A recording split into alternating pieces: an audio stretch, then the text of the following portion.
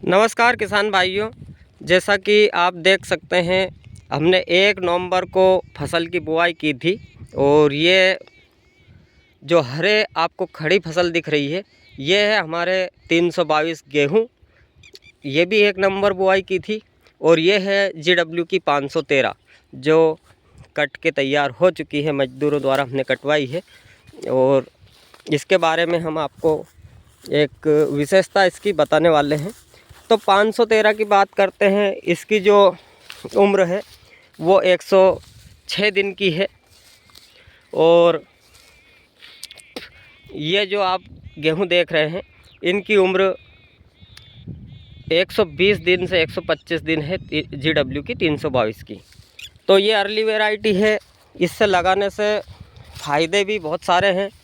जैसे हमने इसे लगाया था, ये 1 एकड़ में 60 किलो बीज हमने लगाया था, तो इसमें 60 किलो पर्याप्त बीज मेरे हिसाब से रहा। ना तो ज़्यादा घनी रही ना ज़्यादा वो सीधे रहे, कूचे भी अच्छे करते हैं और बालियां भी इनकी बढ़िया हैं। आप देख सकते हैं एक जो मेन गेहूं अपना निकलता है उसमें 80 तक हमें दाने देखने को मिले हैं। दाना भी बढ़िया, रोटी के लिए पर्याप्त अच्छा दाना है और ना ही तिड़कने खरने की कोई दिक्कत है। जैसे श्रीराम 303 में जो दाना खरता है हार्वेस्टिंग करते समय, दाना इसका चमकीला रहता है। आप देख सकते हैं ये इस प्रकार का इसका दाना है। तो अब अर्ली वैरायटी लगाने से फ़ायदे में आपको पहले गिना दूँ। 1 नवंबर बुआई गेहूं के लिए सही उपयुक्त समय माना जाता है। आप चाहे तो लॉन्ग वैरायटी रहे तो उसको आप अक्टूबर के लास्ट सप्ताह में भी बुआई कर सकते हैं, लेकिन हमने ये 1 नवंबर बुआई की थी। और पानी की बात करें तो हमने इसमें 20 दिन के अंतराल से 4 पानी इसमें निकाले थे। लास्ट पानी हमने इसमें 10 जनवरी को निकाला था और आज 24 फरवरी है 2025 और हमारा गेहूं कट के तैयार हो चुका है।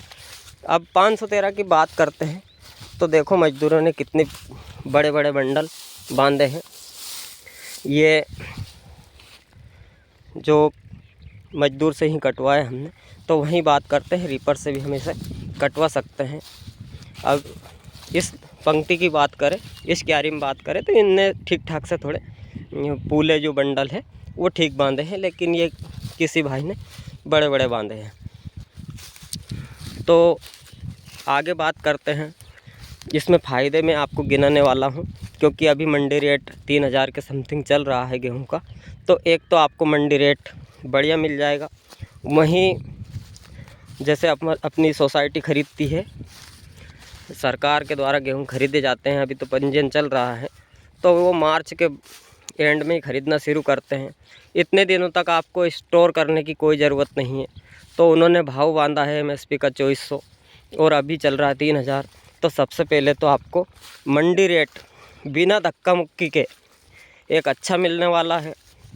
दूसरी बात करें तो मालवा क्षेत्र में हम पचौर से बिलोंग करते हैं, तो इस क्षेत्र में भूसे की बहुत समस्या आ जाती है क्योंकि सब बाद में हार्वेस्टर चलने लग जाते हैं तो पशुओं के लिए शुक्ला भूसा नहीं रहता है।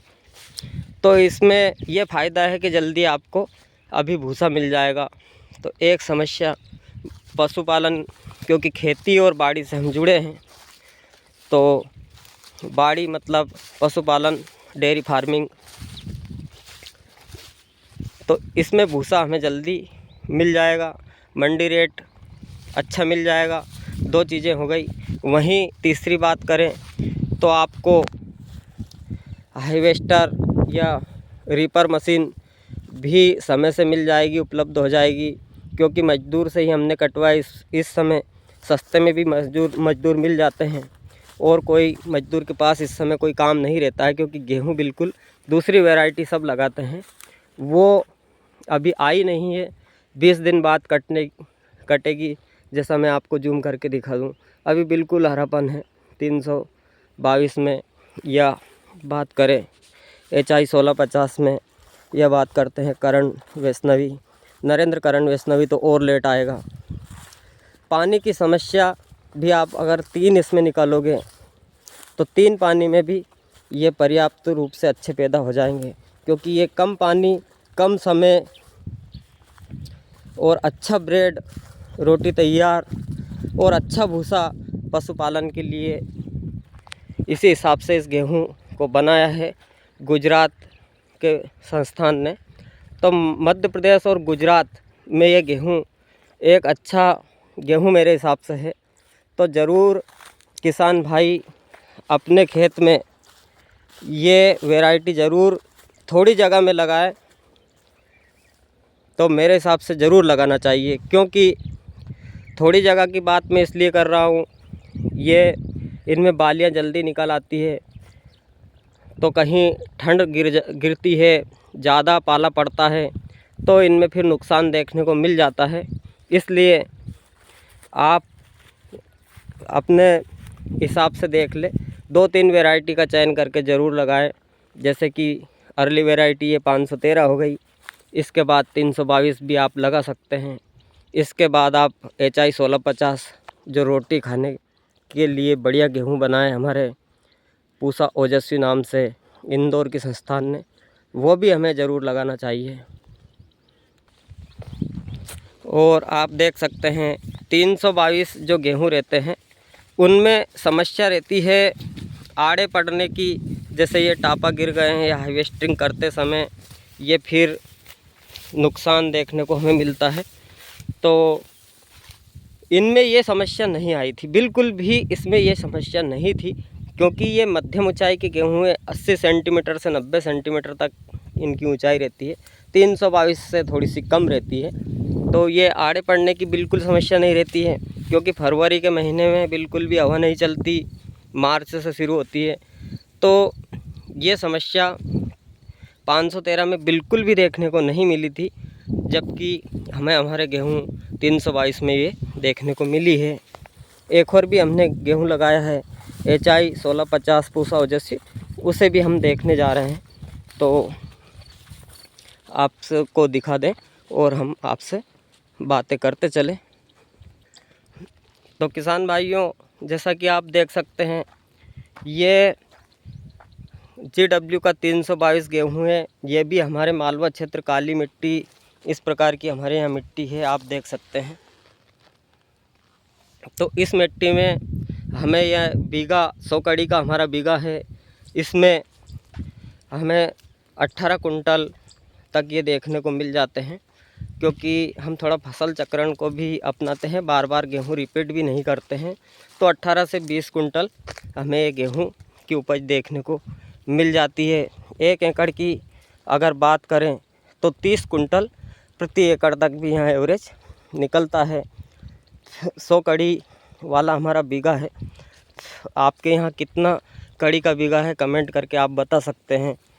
तो कहीं कहीं शाजापुर और सीहोर क्षेत्र में 80 कड़ी का बीघा है, लेकिन राजगढ़ क्षेत्र की बात कर रहे हैं तो यहाँ 100 कड़ी का ही है। आगे बात करते हैं हम, ये मक्का की जो फसल है इसके साइड में जो ये गेहूँ लगा है ये है HI 1650 पूसा ओजस्वी का। तो अभी ये भी हमने 1 नवंबर को ही बुआई की थी, और अभी इसमें टाइम लग सकता है मेरे हिसाब से 10-12 दिन बाद इसकी कटाई होगी। तो ये भी, इनके दानों की बात करें तो ये रोटी के लिए बेस्ट गेहूँ और कम बीज दर वाला गेहूँ है। इसमें बीज बिल्कुल कम चाहिए, क्योंकि इनमें कल्ले बहुत देखने को मिलते हैं। वहीं गेहूँ की जो बालियाँ हैं इसमें बढ़िया गूँथे हुए गेहूँ आप देख सकते हैं। बड़ी जो मेन सेंटर वाले गेहूँ की बाली है उसमें 85 दाने तक देखने को मिलता है, और 1000 दानों की बात करें तो 50 ग्राम इसका वज़न रहता है। और वहीं बात करें तो मिनिमम सभी में एवरेज दाने 65 दानों से ऊपर है, और अधिकतम जो मेन सेंटर वाला गेहूं की बाली है इसमें हमें 90 तक गेहूं देखने को मिला है। तो ये है हमारा HI 1650 पूसा ओजस्वी जिसका नाम है। तो इसकी कटाई जब होगी, जब निकलेगा और थ्रेसर में जब हम निकालेंगे, इसके बाद तुलेगा, तब इसका पूरा हम आपको बताएंगे कि जैसे हमने ये 1 एकड़ में लगा रखा है और हमने इसमें पर्याप्त जो बीज है वो बीज मात्र 35 किलो ही बीज इसमें लगाया था। ये कल्ले बहुत करता है, फुटाव इसका बहुत अच्छा रहता है। तो आगे जानकारी जो पूसा HI 1650 है, इसका एक वीडियो हम आपको बना के देंगे, तो आप हमारी प्लेलिस्ट को ज्वाइन कर सकते हैं। आप चैनल पे नए हो तो चैनल को सब्सक्राइब करना बिल्कुल ना भूलें। जय जवान जय किसान।